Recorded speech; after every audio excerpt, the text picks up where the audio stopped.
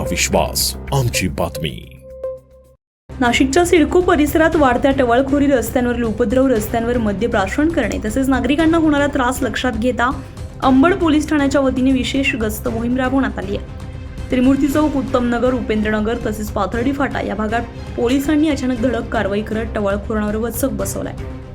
Ambad police ठाण्याचे वरिष्ठ police निरीक्षक जगवेंद्र सिंग राजपूत यांच्या मार्गदर्शनाखाली ही कारवाई करण्यात आली आहे।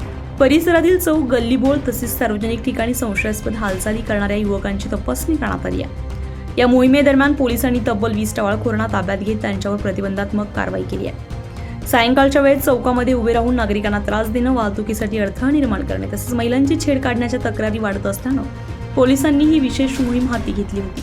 अचानक झालेल्या या कारवाईमुळे परिसरामधील टवाळखोरांमध्ये चांगलीच खळबळ उडाली आहे। दरम्यान अंबड पोलिसांनी यापुढेही अशाच प्रकारच्या गस्त आणि कारवाया सुरू राहणार असल्याचा इशारा दिलाय, तर कायदा आणि सुव्यवस्था बिघडवणाऱ्यांविरोधात कठोर कारवाई करण्यात येणार असल्याचं स्पष्ट केलंय। पोलिसांच्या या धडक कारवाईचे परिसरातील नागरिकांनी स्वागत केलंय। ब्युरो रिपोर्ट, आपलं शासन, नाशिक। आपलं शासन, तुमचा विश्वास आमची बातमी।